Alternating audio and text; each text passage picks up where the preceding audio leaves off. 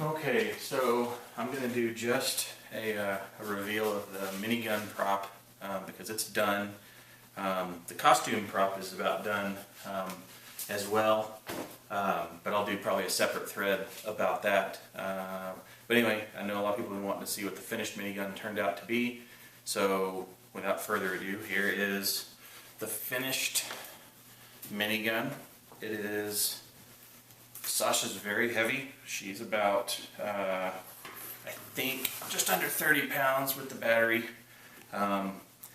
It's a lithium polymer 9800 milliamp hour battery, but I also made an 8 C-cell backup that I can use in case the lithium polymer doesn't hold enough charge for me to use it all day at con. I'll be premiering the entire costume at Phoenix Con this year in June. I hope to see some of you there. If you see me, say hello. But anyway, so here's the finished prop. As you know, most of it is 3D printed. A lot of the funny parts, the brass ejector, special nuts, a lot of the barrel components are 3D printed. The control box is 3D printed. The rear controls are 3D printed. The wing nuts are 3D printed. These items are, and then the motor bracket, the guts on the inside are printed. And then I used a lot of PVC for like the barrel tube, the barrels themselves, these side tubes. This is a concrete form tube wrapped in aluminum. This is a 7-Up insulated cooler wrapped in aluminum, and then bondoed to the front here. We've got all blended together to make a nice round front on it. It's riveted on the side, real aluminum rivets.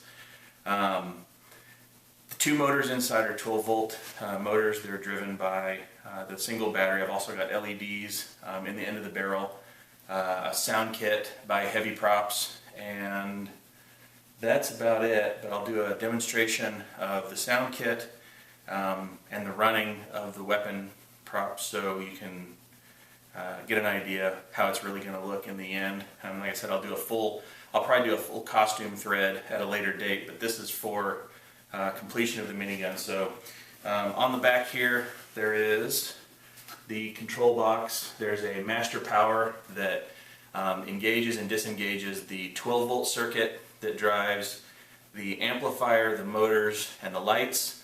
And then it also engages the 3-volt circuit that drives the sound chip that actually has the sounds on it, a little computer board. And then there's the volume control here, which is a Cana kit. I believe it's a 7-watt amplifier.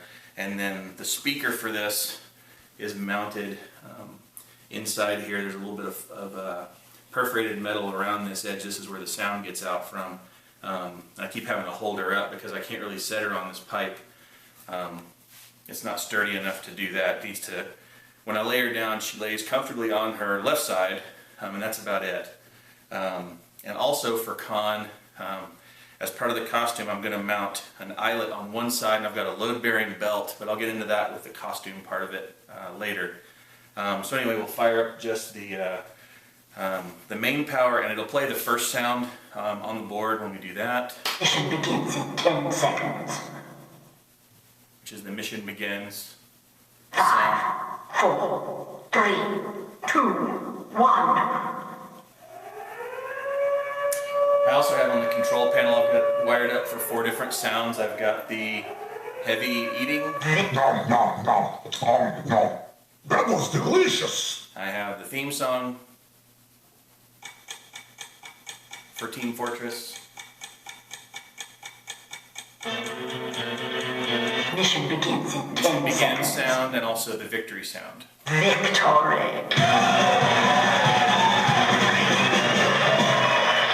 So those sounds are programmed in there as extras. The primary use of the soundboard, though, is for the spin up, the firing, the spin down of the gun, and I also have a selector on here to go between normal firing and crits. But we'll show here, I'll wind it up. It'll be kind of loud, so I'll probably turn the volume down just a little bit so I can speak over it. I'll do the first demo with it at kind of a reasonable volume, and then I'll turn it down and do some descriptions. So this, we'll spin it up and fire it.